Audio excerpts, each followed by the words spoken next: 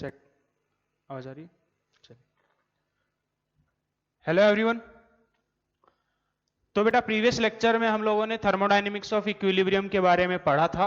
Thermodynamics of equilibrium के अंदर हम लोगों ने क्या देखा था? डेल्टा जी का रिलेशन विथ तुम्हारा इक्विलिब्रियम कांस्टेंट के साथ। एक हम लोगों ने जो बेसिक इक्वेशन देखा था जो थर्मोडायनेमिक्स का इक्विलिब्रियम के साथ है वो क्या था? Delta G is equal to delta G naught plus R T L N Q. Here delta G is gives free energy change, then delta G naught is standard gives free energy change and q is your reaction quotient। बराबर है at equilibrium delta g becomes equal to 0। हम लोगों ने जो पढ़ा था क्या? Delta g जो है वो किसके बराबर होता है? Delta G naught plus R T L N Q, right. At equilibrium delta G किसके बराबर होगा? 0 के बराबर। तो डेल्टा जी नॉट जो है वो किसके बराबर होगा? माइनस का आर टी एल एन। और तुम्हारे पास जो एट इक्विलिब्रियम ये किस कंडीशन पे 0 होगा? At equilibrium. और जो तुम्हारा रिएक्शन क्वोशिएंट है वो किसके अंदर कन्वर्ट हो जाएगा? के इक्विलिब्रियम के अंदर। ठीक है, तो ये हमारे पास एक बेसिक इक्वेशन था। दूसरा एक और इक्वेशन हम लोगों ने देखा था वो क्या था? Delta G naught equals to delta H naught minus T del S naught. इनके ऊपर जो क्वेश्चंस हैं आई होप तुम लोगों ने बुकलेट से सॉल्व कर लिए होंगे। अब हमारे पास इस चैप्टर का जो लास्ट टॉपिक है और सबसे इंपॉर्टेंट टॉपिक है, और काफी बच्चे इसमें डाउटफुल रहते हैं, बहुत ज्यादा डाउट्स आते हैं बच्चों को इसमें। देखिए लास्ट टॉपिक है हमारे पास अब, वो है ली चैटलियर प्रिंसिपल। ली चैटलियर्स प्रिंसिपल। अक्सर बच्चों को इसमें बहुत ज्यादा डाउट रहता है, लास्ट तक इसी में डाउट में रहते हैं, लेकिन अभी डरने की जरूरत नहीं है। सबसे आसान टॉपिक है मेरे नजर में, तो सबसे आसान टॉपिक है क्योंकि इसके ऊपर न्यूमेरिकल बेस्ड क्वेश्चंस बहुत कम आते हैं। जितने क्वेश्चंस आते हैं थ्योरेटिकली क्वेश्चन आते हैं और अच्छे क्वेश्चंस होते हैं। बहुत अच्छा टॉपिक है और इसके ऊपर जो क्वेश्चंस मिलते हैं वो भी बहुत अच्छे क्वेश्चंस मिलते हैं। देखिए क्या है ली चैटलियर प्रिंसिपल, बिल्कुल से बेसिक तरीके से समझें। तो आपके पास मान लीजिए क्रिकेट का बॉल है, क्या इसका जो प्रिंसिपल है किस चीज के ऊपर ये प्रिंसिपल काम करता है ये समझने की कोशिश करना। ये क्या है? तुम्हारे पास एक क्रिकेट का बॉल है रेस्ट के ऊपर, क्या है? रेस्ट पे है। आपने इसको हिट किया, क्या आपने इसको हिट किया? ये तुम्हारे पास पहले रेस्ट में था, अपने मोस्ट स्टेबल स्टेट में था, इक्विलिब्रियम में। बराबर है कि नहीं? क्या ये क्रिकेट का बॉल आपकी मोस्ट स्टेबल स्टेट में था, इक्विलिब्रियम के अंदर। आपने इसको हिट किया, इसके इक्विलिब्रियम को आपने डिस्टर्ब किया। आपने हिट कर दिया, इसका मतलब क्या है? आपने इसके इक्विलिब्रियम को डिस्टर्ब किया, हाँ है ना? अब डिस्टर्ब होने के बाद क्या होगा? ये तुम्हारे पास आगे थोड़ा जाकर के मूव करेगा, कुछ दूर जाकर के तुम्हारे पास फिर से ये क्या करेगा? इक्विलिब्रियम में आएगा। बराबर है कि नहीं? बोलो क्या आएगा? वापिस से इक्विलिब्रियम में आएगा। तो यही जो तुम्हारे पास एक तरीके से एग्जांपल है तुम्हारा ली चैटलियर प्रिंसिपल का ही। कैसे? बस यहां पर रिएक्शंस इन्वॉल्व नहीं है। तो हम लोगों ने क्या किया? ली चैटलियर प्रिंसिपल का बेसिक डेफिनेशन समझे तो क्या कि अगर आपके पास कोई भी इक्विलिब्रियम है, क्या अगर आपके पास कोई भी इक्विलिब्रियम है, अगर आप उसको डिस्टर्ब करते हैं, डिस्टर्ब कैसे करेंगे? उसके अंदर तुम इक्विलिब्रियम के अंदर जो भी तुम्हारे पास उसकी मेजरेबल कंडीशंस हैं, जैसे कि कंसंट्रेशन हो गए, मोल्स हो गई, टेम्परेचर, प्रेशर, वॉल्यूम, इन फैक्टर्स को चेंज करके अगर आप किसी रिएक्शन के इक्विलिब्रियम को डिस्टर्ब करते हैं तो उस रिएक्शन का उस तुम्हारे पास टेंडेंसी क्या होगा? तो उस रिएक्शन का टेंडेंसी क्या होगा कि आपने जो डिस्टरबेंस किया है, मतलब मैंने इसको जो आगे की तरफ मूव करने की जो इसको, जैसे यहां पर इसको मैंने आगे की तरफ मूव करवाया, तो बॉल का टेंडेंसी क्या है कि वो वापिस से अपने स्टेबल स्टेट में आए, इक्विलिब्रियम स्टेट के अंदर स्टेट को फिर से ऑब्टेन करे। बराबर है कि नहीं? मतलब तुम्हारे पास आपने उसको हिट आगे की तरफ मूव करवाया, लेकिन वो क्या करेगा? अपने उस मूवमेंट को अपोज करते हुए फिर से क्या करेगा? अपनी रेस्ट की पोजीशन में आएगा। बराबर है कि नहीं? तो ये तुम्हारे पास जो होता है इसी को बोलते हैं ली चैटलियर प्रिंसिपल, यही इसी के ऊपर काम करता है। तो क्या होगा ली चैटलियर प्रिंसिपल? अगर आप किसी भी इक्विलिब्रियम को डिस्टर्ब करते हैं तो उस तुम्हारे पास रिएक्शन का नेचर क्या होगा, तुम्हारे पास उस रिएक्शन का टेंडेंसी क्या होगा कि वो तुम्हारे उस जो आपने चेंजेस किए, क्या जो भी आपने चेंजेस किए उन चेंजेस के अगेंस्ट, उन चेंजेस को मिनिमाइज करते हुए, उनका इफेक्ट कम करते हुए रिएक्शन उस डायरेक्शन में शिफ्ट होगा और नए इक्विलिब्रियम को फिर से या फिर इक्विलिब्रियम को ऑब्टेन करने की कोशिश करेगा। यही है तुम्हारा ली चैटलियर प्रिंसिपल। फिर से रिपीट कर रहा हूं, क्या है ली चैटलियर प्रिंसिपल? अगर आप किसी इक्विलिब्रियम को डिस्टर्ब करते हैं, आपने डिस्टर्ब किया, बराबर है कि नहीं? क्या अगर आप किसी इक्विलिब्रियम को डिस्टर्ब करते हैं तो जो रिएक्शन है जो आप करेंगे एग्जैक्टली उसका उल्टा रिएक्शन करेगा। क्यों? ताकि आपने जो काम किया उसका इफेक्ट मिनिमाइज किया जा सके। समझे कि नहीं? यही है ली चैटलियर प्रिंसिपल। जैसे कि एक और एग्जांपल अगर हम केमिस्ट्री से बात करें तो अभी तक तो आप फेमिलियर हो गए होंगे कि N2 प्लस 3H2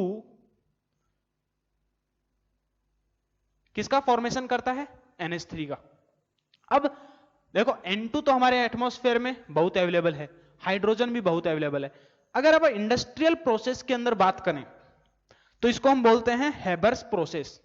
अगर हम इंडस्ट्रियल लेवल पे बात करें तो ये जो प्रोसेस होता है अमोनिया के प्रोडक्शन का, इसको हम क्या बोलते हैं? Haber's process. तो यहां पर हमारा जो मेन मुद्दा होता है वो क्या होता है? मुद्दा हमारा कोशिश ये होती है कि NH3 को ज्यादा से ज्यादा बनाया जाए, है ना? अब NH3 को बनाने के लिए क्या करेंगे? अब तुम्हारा ऐसे तो है नहीं कि घर में छोटे से कंटेनर या फिर बाल्टी में इस हिसाब से उसके अंदर NH3 का प्रोडक्शन होता होगा।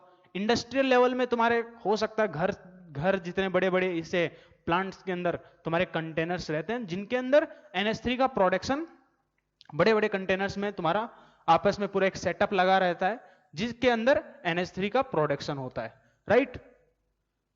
तो अब क्योंकि ये रिवर्सिबल रिएक्शन है, क्या हमको, हमारी कोशिश क्या है कि NH3 को मैक्सिमम बनाया जा सके। क्या NH3 को मैक्सिमम बनाना है हमको।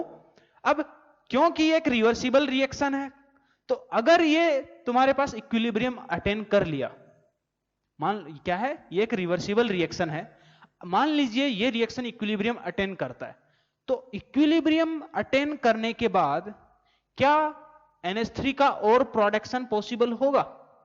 नहीं, क्योंकि उसकी अमाउंट तो फिक्स हो जाती है। जितने भी तुम्हारे पास रिएक्शन में सब्सटेंस प्रेजेंट होते हैं उनकी सबकी कंसंट्रेशन या फिर जो अमाउंट होती है इक्विलिब्रियम पे क्या हो जाती है? फिक्स हो जाती है, राइट?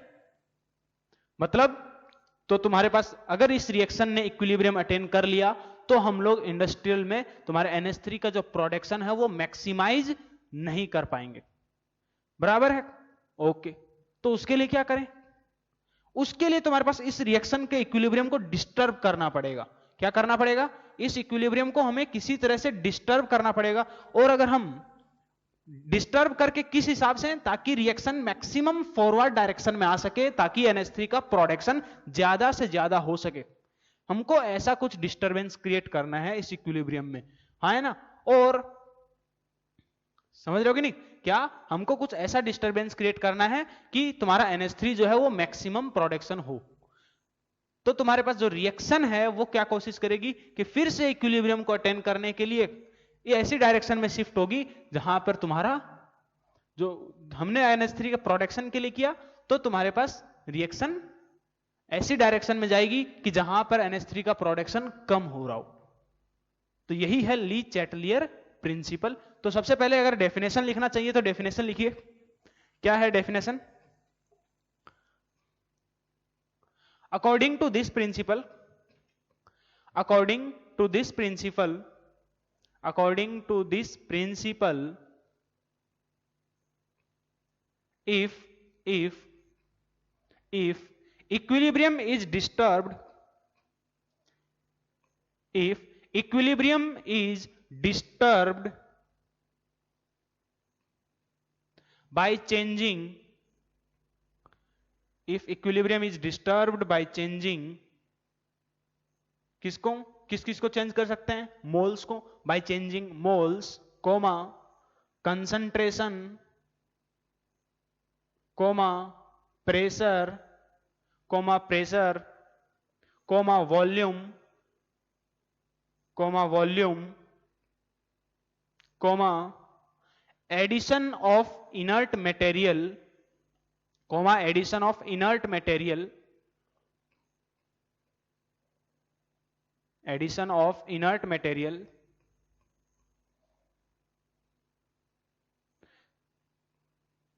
क्या लिखा कि अगर हम किसी भी, अभी तक कि अगर इस प्रिंसिपल के अकॉर्डिंग अगर हम किसी भी इक्विलिब्रियम को डिस्टर्ब करते हैं, कैसे? बाय चेंजिंग तुम्हारे पास मोल्स, कंसंट्रेशन, तुम्हारा प्रेशर, वॉल्यूम, या फिर तुम्हारे किसी इनर्ट मटेरियल को ऐड करके, then reaction will have the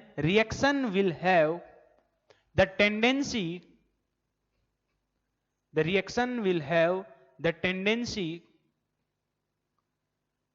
to attain new equilibrium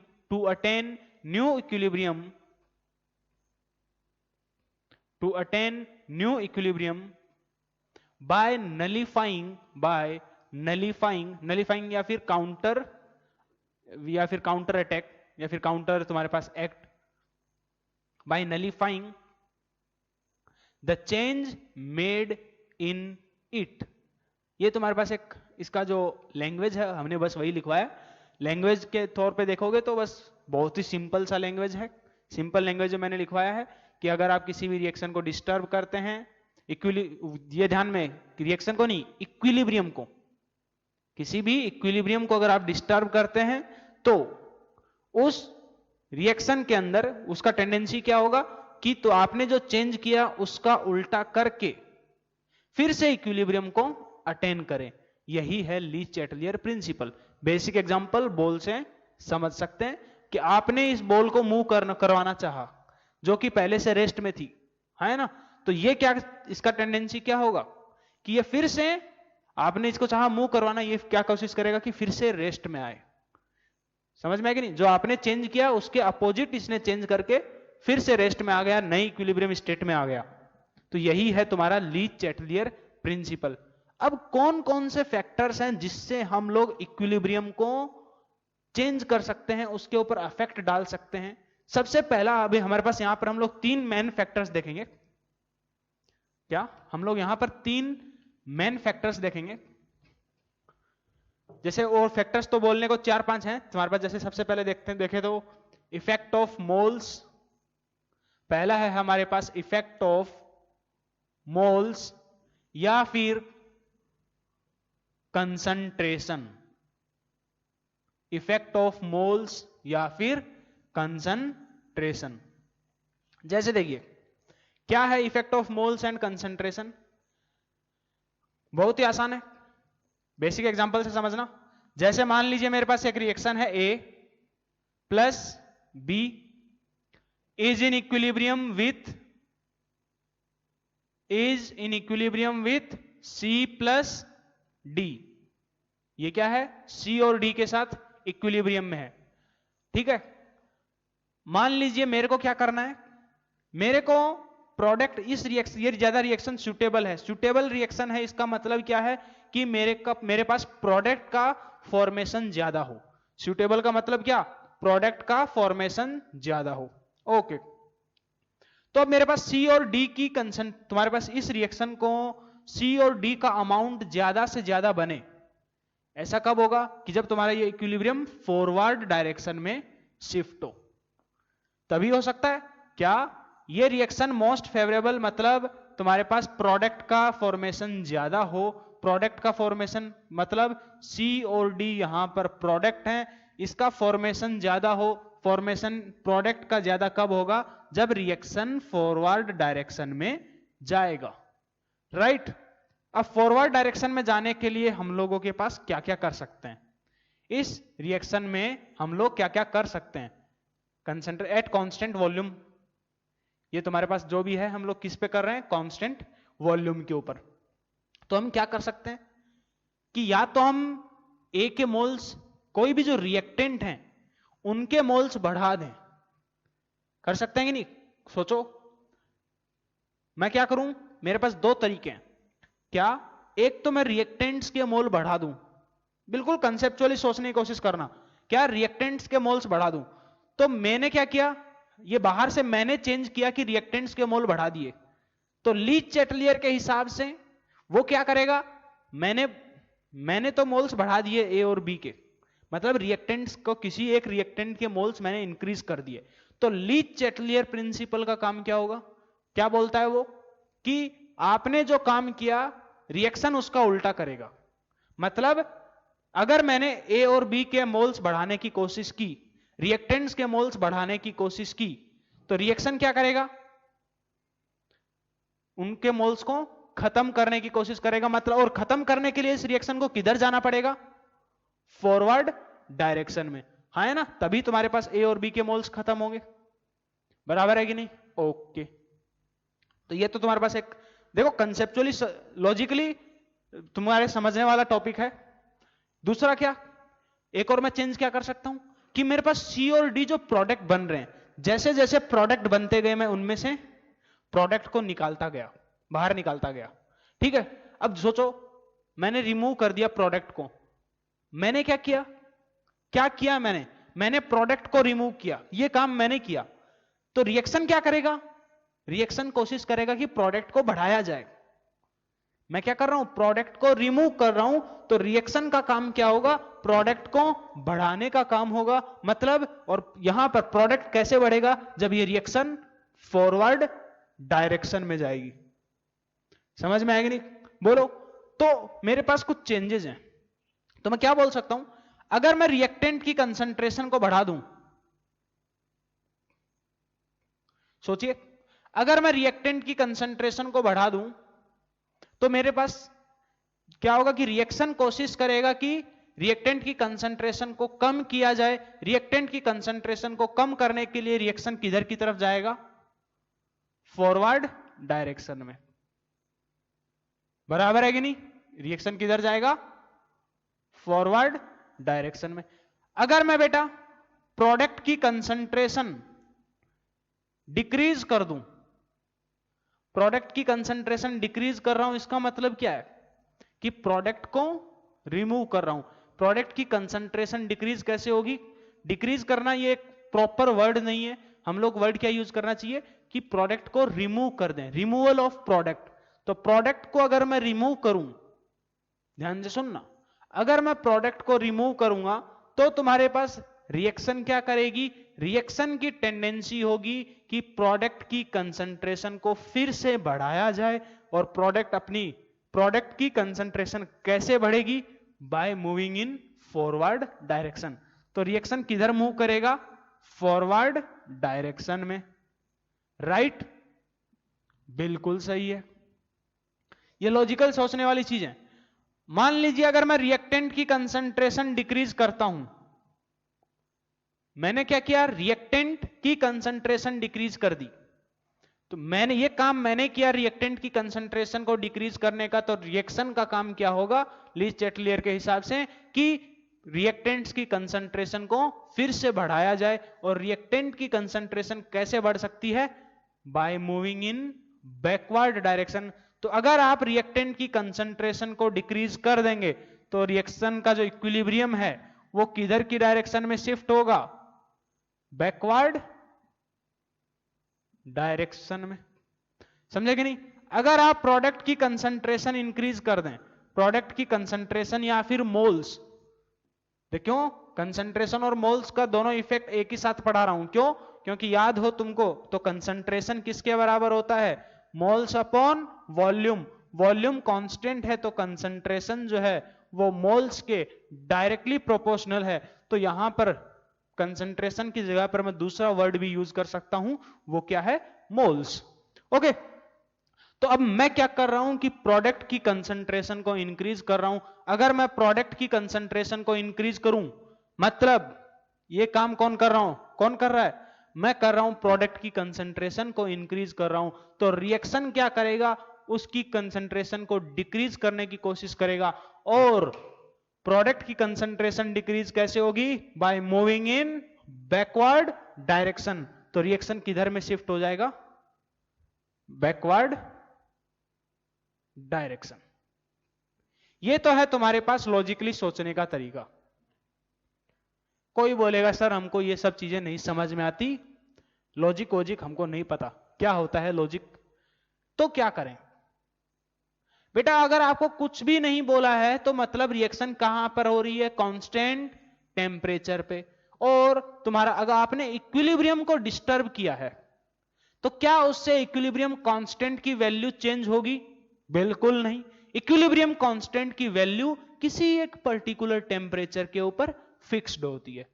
बराबर है क्या? इक्विलिब्रियम कांस्टेंट की वैल्यू किसी एक पर्टिकुलर टेम्परेचर के ऊपर फिक्स्ड होती है।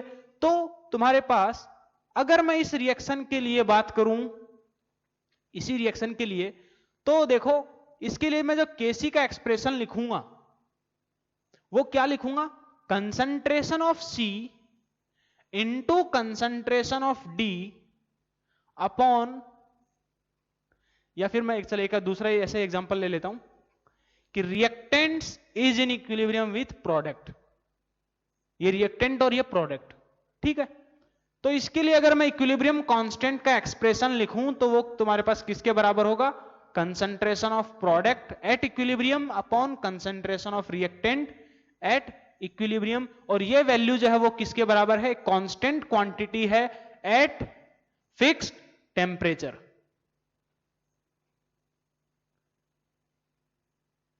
किसी एक फिक्स टेम्परेचर के ऊपर ये क्या है? एक कांस्टेंट क्वांटिटी है। अगर मैं यहां पर इसके लिए रिएक्शन क्वोशिएंट की बात करूं QC, तो QC किसके बराबर होगा? तुम्हारे पास वो होता है तुम्हारे किसी भी टाइम पे concentration of product upon concentration of reactant. ये जो कंसंट्रेशन होती है वो एट इक्विलिब्रियम, ये कहां पर? At equilibrium. और QC जो है तुम्हारे पास किसी भी टाइम पर जो कंसंट्रेशन होती है प्रोडक्ट की अपॉन रिएक्टेंट की कंसंट्रेशन, राइट। मैं क्या कर रहा हूं? अब मान लीजिए मैं एक काम करता हूं, रिएक्टेंट की कंसंट्रेशन को इंक्रीज करता हूं। क्या? रिएक्टेंट की कंसंट्रेशन को इंक्रीज करता हूं। अच्छा ये बताइएगा ध्यान से, इक्विलिब्रियम के ऊपर, एट इक्विलिब्रियम हम क्या जानते हैं कि तुम्हारा जो Kc है वो किसके बराबर होता है? QC के। रिएक्शन क्वोशिएंट जो है वो तुम्हारा इक्विलिब्रियम कांस्टेंट के बराबर होता है। ये मैं प्रीवियस लेक्चर्स में बता चुका हूं, ठीक है।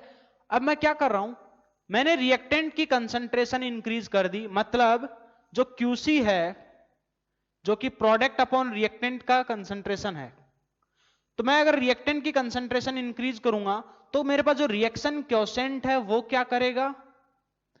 मैं क्या कर रहा हूं? रिएक्टेंट की कंसंट्रेशन इंक्रीज कर रहा हूं, तो तुम्हारे पास QC जो है उसका वैल्यू क्या होगा? डिक्रीज होगा। हाँ है ना? तो तुम्हारे पास QC क्या हो गया? डिक्रीज करेगा। QC डिक्रीज करेगा, इसका मतलब KC से बड़ा होगा कि छोटा होगा? तो तुम्हारे पास रिएक्टेंट की कंसंट्रेशन इंक्रीज करने से QC का वैल्यू कम हो गया, मतलब अभी QC का जो वैल्यू है वो KC से कम है। क्या मैं ये बात बोल सकता हूं? बिल्कुल बोल सकता हूं। फिर से रिपीट कर रहा हूं, क्या बोला मैंने क्या किया? तुम्हारे पास एक रिएक्शन लिखा, reactant is in equilibrium with product. तुम्हारे पास उसके लिए इक्विलिब्रियम कांस्टेंट का जो एक्सप्रेशन है वो यही होता है Kc, और किसी एक पर्टिकुलर टेम्परेचर पे तुम्हारा जो इक्विलिब्रियम कांस्टेंट होता है वो, उसका जो न्यूमेरिकल वैल्यू होता है वो फिक्स्ड होता है। मान लेते हैं इसके लिए इक्विलिब्रियम कांस्टेंट है Kc, राइट। अब अगर हम बात करें तो देखिए ध्यान से, तो हम QC का जो एक्सप्रेशन लिखेंगे वो क्या लिखेंगे? QC का जो एक्सप्रेशन लिखूंगा वो होगा तुम्हारा प्रोडक्ट की कंसंट्रेशन अपॉन रिएक्टेंट की कंसंट्रेशन। और इक्विलिब्रियम पे हम जानते हैं कि एट इक्विलिब्रियम, हम ऑलरेडी पढ़ चुके हैं इस चीज को, कि जो रिएक्शन क्वोशिएंट होता है वो किसके बराबर होता है? इक्विलिब्रियम कांस्टेंट के बराबर होता है, ठीक है। अब हमने क्या किया? इस रिएक्शन के इक्विलिब्रियम को थोड़ा सा डिस्टर्ब किया। कैसे डिस्टर्ब किया? डिस्टर्ब कैसे किया? रिएक्टेंट की कंसंट्रेशन को इंक्रीज करके। तो मैंने जब रिएक्टेंट की कंसंट्रेशन को इंक्रीज किया तो रिएक्शन क्वोशिएंट, उसकी वैल्यू के ऊपर क्या फर्क पड़ेगा? उसका वैल्यू कम होगा। रिएक्शन क्वोशिएंट का वैल्यू कम हो गया, इसका मतलब अभी QC क्या है? KC से छोटा है। अगर रिएक्शन क्वोशिएंट का वैल्यू, क्यूसी का वैल्यू केसी से छोटा है, तो वो रिएक्शन किधर की डायरेक्शन में मूव करेगी? फिर से इक्विलिब्रियम को अटेन करने के लिए फॉरवर्ड डायरेक्शन में। तो तुम्हारे पास जो रिएक्शन है वो किधर में मूव करेगी? फॉरवर्ड डायरेक्शन में। बराबर है कि नहीं? देखो रिएक्टेंट की कंसंट्रेशन इंक्रीज किया, कौन सी मूवमेंट डायरेक्शन में मूवमेंट हुआ? फॉरवर्ड डायरेक्शन में। बराबर है कि नहीं? मान लीजिए आपने क्या किया, प्रोडक्ट की कंसंट्रेशन को इंक्रीज कर दिया। क्या? प्रोडक्ट की कंसंट्रेशन को इंक्रीज कर दिया, तो तुम्हारे पास क्या होगा? उस केस में जो क्यूसी है वो भी क्या करेगा? प्रोडक्ट की कंसंट्रेशन इंक्रीज करोगे तो क्यूसी का वैल्यू क्या हो जाएगा? केसी की वैल्यू से ज्यादा हो जाएगा। क्यूसी क्या हो जाएगा? केसी की वैल्यू से ज्यादा हो जाएगा। अगर क्यूसी केसी से ज्यादा है तो रिएक्शन किधर की डायरेक्शन में मूव करेगा? बैकवर्ड डायरेक्शन में। क्या? रिएक्शन किधर मूव करेगा? बैकवर्ड डायरेक्शन में। तो ध्यान से सुनिए, अब मेरे पास सबसे इंपॉर्टेंट पॉइंट, तो तुम्हारे पास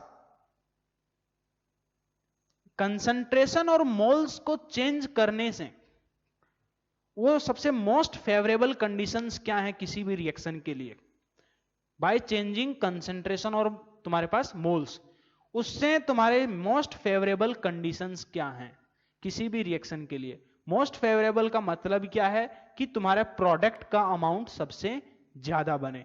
प्रोडक्ट का अमाउंट सबसे ज्यादा बने मतलब रिएक्शन किधर की डायरेक्शन में जाए?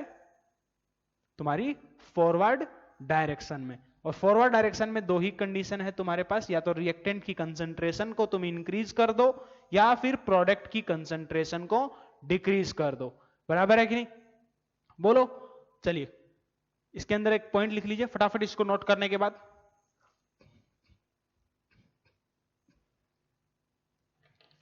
पॉइंट लिखो।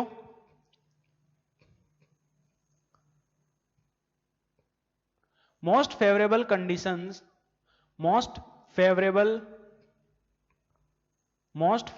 कंडीशंस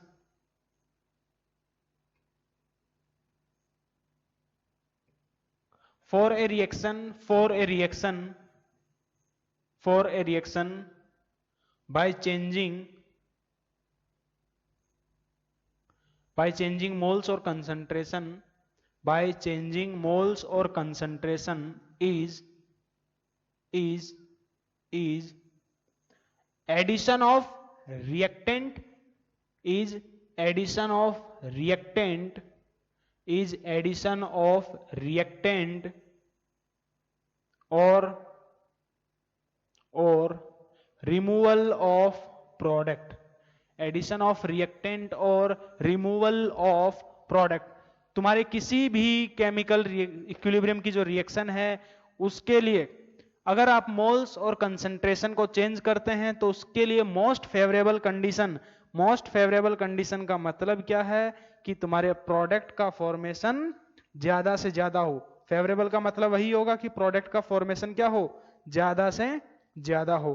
बराबर है कि नहीं? तो उसके लिए तुम्हारे पास यही है, क्या करो?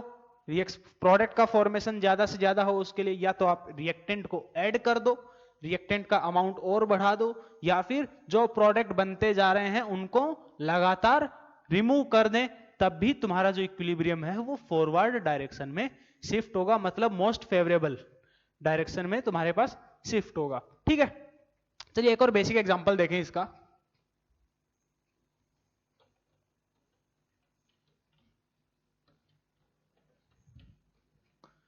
ये तो हमने ABCD करके किया, एक कॉमन रिएक्शन लेकर के देखते हैं। जैसे देखिए मेरे पास एक रिएक्शन है H2 plus I2 is in equilibrium with 2HI, is in equilibrium with 2HI। बेटा अगर मैं इसके लिए तुम्हारा किसी एक पर्टिकुलर टेम्परेचर पे अगर बात करता हूं तो इसके लिए कोई इक्विलिब्रियम कांस्टेंट का वैल्यू होगा, मान लेते हैं वो क्या है? Kc। बराबर है? अगर तुम्हारे पास गैसियस सब्सटेंस हैं सारे के सारे मान लीजिए सारे के सारे क्या हैं, गैसियस सब्सटेंस, तो हम केसी या फिर केपी के बारे में भी बात कर सकते हैं, बराबर है कि नहीं। अगर मैं यहां पे इसके लिए अगर मैं रिएक्शन क्वोशेंट की बात करूं, क्यूसी का, तो वो किसके बराबर होगा, कंसंट्रेशन ऑफ HI की power 2 upon concentration of H2 की power 1 into concentration of I2 की पावर 1, राइट। ये मेरे पास है उसके लिए रिएक्शन क्वोशेंट का एक्सप्रेशन। अब ध्यान से सुनना, अभी तक मैंने क्या बोला कि तुम्हारे पास जो रिएक्शन है उसके लिए मोस्ट फेवरेबल कंडीशंस हमने अभी तक मैंने अभी तक वही बताई, और मैंने क्या बताया कि तुम्हारे पास इक्विलिब्रियम के ऊपर जो इक्विलिब्रियम कांस्टेंट होता है और जो रिएक्शन क्वोशेंट होता है, ये दोनों वैल्यू किसके आपस में बराबर होती हैं। क्या होती है, रिएक्शन क्वोशेंट का वैल्यू और इक्विलिब्रियम कांस्टेंट का वैल्यू एट इक्विलिब्रियम क्या होता है, आपस में एक दूसरे के बराबर होता है, हाँ है ना। अगर मेरे को इस रिएक्शन को मोस्ट फेवरेबल बनाना है, मतलब HI का फॉर्मेशन ज्यादा से ज्यादा हो, उसके लिए मैं क्या करूं, रिएक्टेंट की कंसंट्रेशन को इंक्रीज कर दूं, बराबर है कि नहीं। क्या कर दूं, रिएक्टेंट की कंसंट्रेशन को इंक्रीज कर दूं। मान लीजिए मैंने if more H2 is added, if more H2 is added, तो ये जो इक्विलिब्रियम है उसके ऊपर क्या फर्क पड़ेगा, उस इक्विलिब्रियम के ऊपर क्या डिस्टरबेंस होगा, इस चीज के बारे में हमको बात करनी है। तो बताइए, देखो H2 जो है इस रिएक्शन में वो क्या है, तुम्हारा रिएक्टेंट है। H2 क्या है, रिएक्टेंट है, और रिएक्टेंट का अगर आप कंसंट्रेशन इंक्रीज करोगे, मतलब ध्यान से देखिए, H2 का आपने कंसंट्रेशन इंक्रीज किया तो QC का वैल्यू क्या करेगा, डिक्रीज करेगा, और QC का वैल्यू डिक्रीज करेगा। देखो ध्यान से, H2 का कंसंट्रेशन इंक्रीज किया तो उससे फर्क क्या पड़ेगा, QC का वैल्यू क्या हो जाएगा, KC से छोटा हो जाएगा, तो रिएक्शन किधर की तरफ भागेगा, फॉरवर्ड डायरेक्शन में। यह चीज तो हमको समझ में आती है कि रिएक्शन फॉरवर्ड डायरेक्शन में जाएगा, हाँ है ना। अच्छा, एक और इंपॉर्टेंट पॉइंट है, वो क्या, हम जितना भी ली चैटलियर प्रिंसिपल की बात करेंगे वो सब किसके ऊपर बात करेंगे, इक्विलिब्रियम के ऊपर। ली चैटलियर प्रिंसिपल उन्हीं के लिए एप्लीकेबल है जो तुम्हारी रिएक्शंस ऑलरेडी इक्विलिब्रियम के ऊपर है और उनका इक्विलिब्रियम हम डिस्टर्ब कर रहे हैं, ठीक है। तो ये भी लिख लो, लिखना चाहो तो लिख सकते हो अपनी पॉइंट में अलग से कॉपी में। जैसे मान लीजिए, अगर मैं बेटा मान लीजिए ग्राफ बनाता हूं तुम्हारे पास कंसंट्रेशन के बीच में, मान लीजिए ये H2 है, ये I2 है, क्या, मान लीजिए ये तुम्हारे पास H2 की कंसंट्रेशन थी पहले इक्विलिब्रियम पे, मान लीजिए ये I2 की कंसंट्रेशन थी आपकी इक्विलिब्रियम के ऊपर, और मान लीजिए ये क्या है, आपकी HI की कंसंट्रेशन है एट इक्विलिब्रियम। ये किधर में कौन सा ग्राफ है, ये तुम्हारे पास y एक्सिस पे कंसंट्रेशन है, ठीक है। तो क्या बोला, अगर हमने ज्यादा हाइड्रोजन को ऐड कर दिया तो ये तुम्हारे पास क्या है, पहले तुम्हारे पास कंसंट्रेशन है, ये कौन सी कंडीशंस पे, इनिशियल इक्विलिब्रियम पे, इनिशियल इक्विलिब्रियम के ऊपर, ठीक है। अब मैंने क्या किया, H2 की कंसंट्रेशन को ऐड किया, H2 की कंसंट्रेशन मतलब रिएक्टेंट की कंसंट्रेशन को इंक्रीज किया, हाँ है ना। तो तुम्हारे पास जो रिएक्शन है वो कौन सी डायरेक्शन में शिफ्ट हो रही है, फॉरवर्ड डायरेक्शन में। तो मैंने क्या किया, थोड़ा सा H2 की कंसंट्रेशन को इंक्रीज किया तो H2 की कंसंट्रेशन थोड़ी सी बढ़ गई, क्या होगी, H2 की कंसंट्रेशन थोड़ी सी इंक्रीज होगी, और तुम्हारे पास रिएक्शन और ज्यादा फॉरवर्ड डायरेक्शन में जाएगा। तो रिएक्शन अगर और ज्यादा फॉरवर्ड डायरेक्शन में जाएगा तो रिएक्शन फिर से इनका जो नया इक्विलिब्रियम आएगा उस वक्त कंसंट्रेशन इनकी क्या करेगी, डिक्रीज कर जाएगी, I2 की कंसंट्रेशन भी डिक्रीज करेगी। ये मैं क्या कर रहा हूं, ये मैं ग्राफ प्लॉट कर रहा हूं बेसिकली। ये क्या है, तुम्हारे पास एक ग्राफ है, किसके बीच में, कि तुम्हारे पास पहले इक्विलिब्रियम था, कुछ सब्सटेंस को हमने ऐड किया, उसके बाद तुम्हारे पास, उसके बाद ऐड करने के बाद जो नया इक्विलिब्रियम आएगा उसका ग्राफ कैसा होगा, उस चीज के बीच में मैंने ग्राफ प्लॉट किया। ग्राफ क्या है, फिर से रिपीट कर रहा हूं, हुआ क्या, बेसिकली मैंने H2 की कंसंट्रेशन को इंक्रीज किया, जैसे ही H2 की कंसंट्रेशन को इंक्रीज किया रिएक्शन क्या करेगी, तुम्हारे पास फॉरवर्ड डायरेक्शन में। तो H2 की कंसंट्रेशन पहले इक्विलिब्रियम पे इतनी थी, अब मैंने थोड़ा ऐड कर दिया तो उसकी वैल्यू बढ़ जाएगी, और अब वो फिर से इक्विलिब्रियम को स्टेब्लिश करने के लिए क्या करेगी, फॉरवर्ड डायरेक्शन में जाएगा। फॉरवर्ड डायरेक्शन में जाएगा तो H2 का और I2 का कंसंट्रेशन क्या करेगा, डिक्रीज करेगा। तो देखो H2 और I2 की कंसंट्रेशन डिक्रीज कर गई, बराबर है कि नहीं। और HI की कंसंट्रेशन के ऊपर क्या फर्क पड़ेगा, उसकी कंसंट्रेशन इंक्रीज कर जाएगी, बराबर है कि नहीं। ये कब है, ये कब है, एट न्यू इक्विलिब्रियम। ये कब है, एट न्यू इक्विलिब्रियम, बराबर है कि नहीं। चलिए एक और छोटा सा ग्राफ बना ले। अगर मैं बेटा HI को ऐड करूं, इफ HI इज एडेड,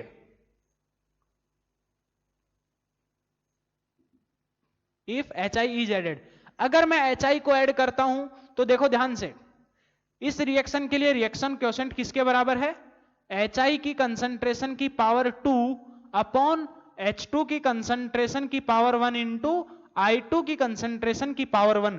अगर मैं HI की कंसंट्रेशन को इंक्रीज कर दूं, मैं क्या कर रहा हूं, बाहर से HI की कंसंट्रेशन इंक्रीज कर रहा हूं। अगर मैंने HI की कंसंट्रेशन इंक्रीज की तो रिएक्शन क्वोशेंट क्या हो जाएगा, इंक्रीज कर जाएगा। रिएक्शन क्वोशेंट अगर इंक्रीज कर गया मतलब QC जो है वो KC से बड़ा हो गया, तो रिएक्शन कौन सी डायरेक्शन में जाएगा, बैकवर्ड डायरेक्शन में जाएगा। ये चीज समझ में आती है, रिएक्शन किस डायरेक्शन में जाएगा, बैकवर्ड डायरेक्शन में। अगर रिएक्शन बैकवर्ड डायरेक्शन में जाएगा, ध्यान से देखना, मान लेते हैं ये तुम्हारे पास कंसंट्रेशन है तीनों सब्सटेंसेस की, बिफोर तुम्हारे पास HI के ऐड करने से पहले तुम्हारे पास जो इनिशियल इक्विलिब्रियम था उसके ऊपर ये कंसंट्रेशन है। मान लेते हैं ये कंसंट्रेशन किसी की भी हो सकती है, जरूरी नहीं है कि H2 की कंसंट्रेशन ज्यादा हो, I2 की कंसंट्रेशन कम हो, ऐसा कोई जरूरी नहीं है। मैं बस प्लॉट कर रहा हूं कि मान लेता हूं कि H2 की कंसंट्रेशन है, हो सकता है ये I2 की कंसंट्रेशन भी हो सकती है, ऐसा कोई मना ही नहीं है। मान लेते हैं, चलो ये आपकी संतुष्टि के लिए मान लेते हैं ये I2 की कंसंट्रेशन है, ये H2 की कंसंट्रेशन है और ये HI की कंसंट्रेशन है। ये तुम्हारे पास क्या, कब है ये concentration, at initial equilibrium, at initial equilibrium, बराबर है कि नहीं। ये कब है कंसंट्रेशन, एट इनिशियल इक्विलिब्रियम। अब आपने क्या किया, HI को ऐड किया, तो अब तुमने इक्विलिब्रियम को डिस्टर्ब करने के लिए क्या किया, HI को ऐड किया, मतलब HI की कंसंट्रेशन थोड़ी सी बढ़ जाएगी। और कंसंट्रेशन बढ़ने के बाद अब तुम्हारा जो रिएक्शन है वो किस तरह से बिहेव करेगा कि HI की कंसंट्रेशन को कम किया जाए। और वो कम कैसे कर सकता है, बाय मूविंग बैकवर्ड डायरेक्शन। और अगर रिएक्शन बैकवर्ड डायरेक्शन में गया तो किस किस की कंसंट्रेशन इंक्रीज करेगा, H2 की कंसंट्रेशन और I2 की कंसंट्रेशन इंक्रीज करेगा, बराबर है कि नहीं। अगर रिएक्शन बैकवर्ड डायरेक्शन में गया तो तुम्हारे जो रिएक्टेंट्स हैं उनकी कंसंट्रेशन इंक्रीज होगी, तो देखो तुम्हारे पास, और HI की कंसंट्रेशन क्या होगी, डिक्रीज करेगी। तो मान लेते हैं ये लो, ऐसे जरूरी नहीं है कि सेम लेवल के ऊपर हो, ऊपर भी हो सकता है नीचे भी हो सकता है, ठीक है। और हालांकि ऊपर में ही होगा, थोड़ा एग्जैक्टली इसके बराबर नहीं होगा, ये ग्राफ जो थोड़ा सा ऊपर में, थोड़ा सा ऊपर में ही रहेगा, ठीक है। और I2 और H2 की कंसंट्रेशन क्या करेगी, वो भी इंक्रीज कर जाएगी। ये किसकी कंसंट्रेशन, ये I2 की कंसंट्रेशन और ये H2 की कंसंट्रेशन और ये HI की कंसंट्रेशन, कब, at new equilibrium, at new equilibrium, बराबर है कि नहीं। तो कंसंट्रेशन चेंज करने के साथ इक्विलिब्रियम कैसे डिस्टर्ब होता है, आई होप ये समझ में आया होगा। कुछ नहीं है, बस 2 पॉइंट ध्यान में रखने हैं। क्या, अगर तुमको हम रिएक्टेंट की कंसंट्रेशन को इंक्रीज करेंगे तो तुम्हारा रिएक्शन फॉरवर्ड डायरेक्शन में भागेगा। अगर रिएक्टेंट की कंसंट्रेशन को डिक्रीज किया तो रिएक्शन बैकवर्ड डायरेक्शन में भागेगा। समझ में आएगा नहीं, ताकि नया इक्विलिब्रियम ऑब्टेन हो सके, नए इक्विलिब्रियम को स्टेब्लिश करने के लिए। अगर आपने प्रोडक्ट को रिमूव किया, क्या, अगर प्रोडक्ट को रिएक्शन मिक्सचर से रिमूव किया तो रिएक्शन इक्विलिब्रियम को स्टेब्लिश करने के लिए फिर से किधर की डायरेक्शन में मूव करेगा, फॉरवर्ड डायरेक्शन में।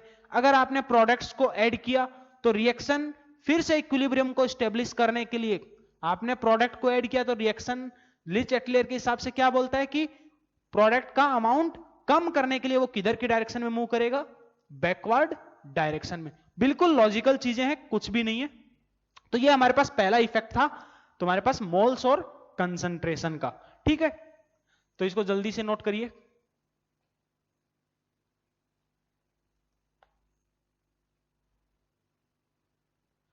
चलिए इसका एक और एग्जांपल करते हैं, कंसंट्रेशन का फैक्टरी, इसी के ऊपर बेस्ड एक और एग्जांपल करते हैं।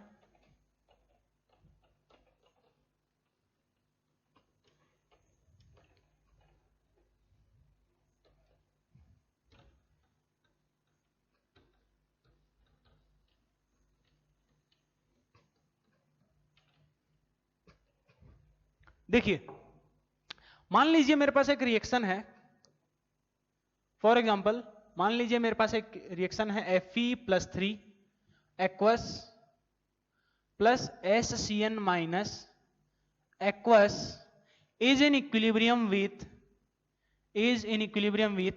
FeSCN2+ aqueous. ये तुम्हारे पास एक रिवर्सिबल रिएक्शन है। जो Fe+3 होता है इसका कलर कैसा होता है, yellow, it is yellow in colour. SCN minus thiocyanide ion, ये कैसा होता है तुम्हारे पास, कलरलेस। और FeSCN जो है तुम्हारे पास 2+, ये किस कलर का होता है, डीप रेड कलर का। ये किस कलर का होता है, डीप रेड कलर का। अगर ये तुम्हारे पास बेटा इक्विलिब्रियम के ऊपर है, तो इसके लिए मैं अगर इक्विलिब्रियम कांस्टेंट लिखूंगा, Kc का एक्सप्रेशन, तो वो मैं क्या लिखूंगा, FeSCN2+, यहां पर पावर में 1 ही है, ठीक है, अपॉन Fe+3 की कंसंट्रेशन इंटू SCN माइनस की कंसंट्रेशन। ये इसका इक्विलिब्रियम कांस्टेंट, और ये जितनी भी कंसंट्रेशन है वो कब है, एट इक्विलिब्रियम, बराबर है। अगर बेटा मैं इसके अंदर रिएक्शन क्वोशेंट लिखूं, तो रिएक्शन क्वोशेंट क्या लिखूंगा कि FeSCN2+ की कंसंट्रेशन किसी भी टाइम पर अपॉन Fe+3 की कंसंट्रेशन Fe3+ की कंसंट्रेशन इंटू SCN माइनस की कंसंट्रेशन, ठीक है, ओके। अब एक काम करते हैं, मान लेते हैं मैंने क्या किया, if some Fe+3 is added, मैंने क्या किया, बाहर से इस इक्विलिब्रियम को डिस्टर्ब करने के लिए मैंने क्या किया, कुछ Fe+3 को ऐड कर दिया। तो अब जो नया इक्विलिब्रियम होगा वो कैसा होगा, उसमें ये जो इक्विलिब्रियम है उसके ऊपर कैसा डिस्टरबेंस क्रिएट होगा, इस चीज को देखना है, इस चीज को ऑब्जर्व करते हैं। तो अगर मैं इस ऑलरेडी इक्विलिब्रियम स्टेब्लिश होने के बाद अगर मैंने इसको Fe+3 को ऐड किया, Fe+3 को ऐड किया, इसका मतलब क्या है कि मैंने जो रिएक्टेंट है नीचे में यहां पर QC की एक्सप्रेशन में Fe को क्या कर दिया, इंक्रीज कर दिया। तो उससे Fe+3 के ऐड करने से QC जो है उसकी वैल्यू के ऊपर क्या इफेक्ट पड़ेगा, QC जो है वो क्या हो जाएगा, कम हो जाएगा, किससे, Kc से, राइट। अगर QC Kc से कम हो जाएगा तो रिएक्शन विल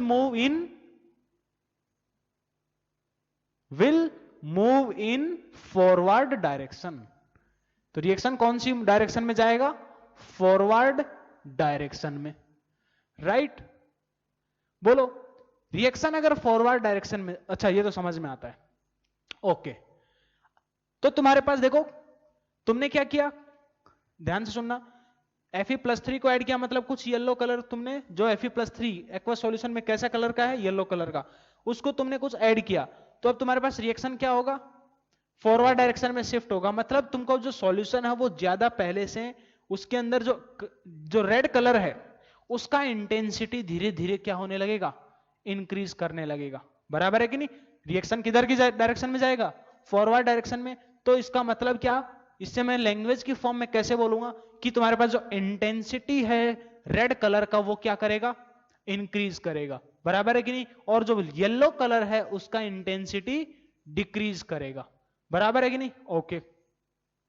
सोचो मैं अगर Fe+3 और FeSCN2+ इन दोनों की कंसंट्रेशन इंक्रीज कर दूं 10-10 गुना, क्या Fe+3 और Fe+3 की कंसंट्रेशन और FeSCN2+ इन दोनों की कंसंट्रेशन को अगर 10-10 गुना इंक्रीज कर दूं तो तुम्हारे पास जो सॉल्यूशन है, जो इक्विलिब्रियम है, वो किस डायरेक्शन में शिफ्ट करेगा?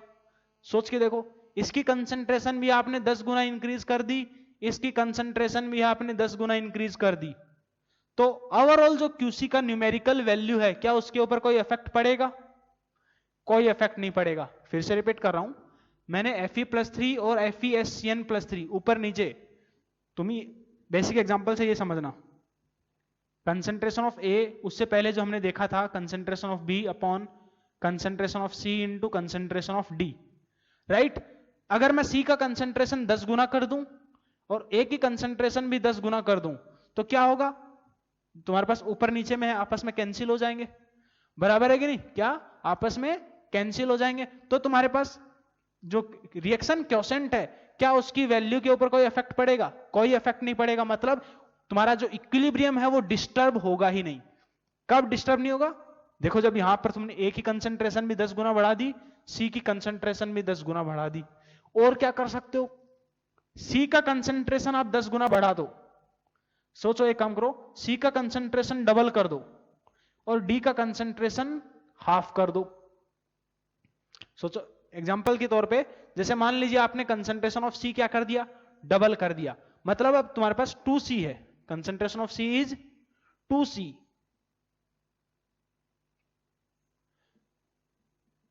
और D का कंसंट्रेशन को आपने क्या किया? हाफ कर दिया। तो क्या फर्क पड़ा? ओवरऑल QC के वैल्यू के ऊपर कोई इफेक्ट पड़ा क्या? कोई इफेक्ट नहीं पड़ा। मतलब रिएक्शन का इक्विलिब्रियम जो है वो डिस्टर्ब नहीं होगा। तो रिएक्शन पहले भी इक्विलिब्रियम पे थी, अभी भी इक्विलिब्रियम पे रहेगी। समझ में आएगी नहीं? चलिए, तो ये कुछ था तुम्हारे कंसंट्रेशन से रिलेटेड।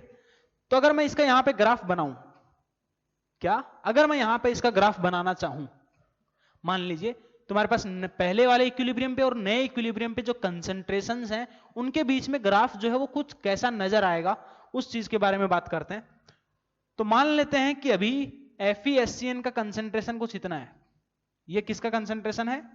मान लेते हैं ये FeSCN का कंसंट्रेशन है 2+। ये तुम्हारे पास इनिशियल इक्विलिब्रियम के ऊपर कंसंट्रेशंस की बातें हो रही हैं। मान लेते हैं ये तुम्हारे पास जो यहां पर है Fe+3 का, और ये तुम्हारे पास है SCN- का। ठीक है, मैंने क्या किया? इस इक्विलिब्रियम को डिस्टर्ब करने के लिए Fe+3 को ऐड किया। मतलब कुछ Fe+3 की कंसंट्रेशन या फिर उसके मोल्स को इंक्रीज कर दिया। बराबर है कि नहीं? बोलो, केवल किसके मोल्स में चेंजेस किए मैंने? Fe+3, तो उसके मोल्स में अभी क्या हो जाएगा? कुछ इंक्रीज देखने को मिलेगा। फिर रिएक्शन किस डायरेक्शन में गई? फॉरवर्ड डायरेक्शन में। फॉरवर्ड डायरेक्शन में गई मतलब प्रोडक्ट का अमाउंट बढ़ेगा। प्रोडक्ट कौन है? FeSCN+। तो इसका जो अमाउंट है कंसंट्रेशन एट न्यू इक्विलिब्रियम, वो क्या कर जाएगा? पहले इक्विलिब्रियम के कंपैरिजन में थोड़ा सा ज्यादा होगा। समझे कि नहीं? और Fe+3 का कंसंट्रेशन तुम्हारे पास वो भी फिर धीरे धीरे डिक्रीज करेगा, लेकिन पहले जो कंसंट्रेशन थी उससे थोड़ा सा ऊपर में रहेगा। ये ध्यान में रखना। और जो SCN है उसकी कंसंट्रेशन थोड़ी क्या कर जाएगी? डिक्रीज कर जाएगी। ठीक है, तो ये मैंने कुछ ग्राफ देखा, ग्राफ बना दिया। तो ये हमारे पास सबसे पहला इफेक्ट था, को किस चीज का? इफेक्ट ऑफ कंसंट्रेशन या फिर मोल्स। तो मोल्स और कंसंट्रेशन का इफेक्ट कैसे होता है तुम्हारे पास ली-चैटलर प्रिंसिपल में? आई होप समझ में आया होगा। तो अगली क्लास में हम लोग तुम्हारे जो प्रेशर है, वॉल्यूम है, उसके इफेक्ट को देखेंगे। ठीक है, और अगली क्लास में थोड़ा डिटेल में हो गया ये, तो अगली क्लास में हम लोग एक काम करेंगे, पूरा ली-चैटलर प्रिंसिपल खत्म हो जाएगा। ठीक है, तो नेक्स्ट क्लास प्रेशर, टेम्परेचर का, प्रेशर का, वॉल्यूम का और इनर्ट मटेरियल, इसका जो इफेक्ट है उस चीज को हम लोग देख लेंगे अगले लेक्चर में। ठीक है, तो यहां तक अच्छे से पढ़ लीजिए।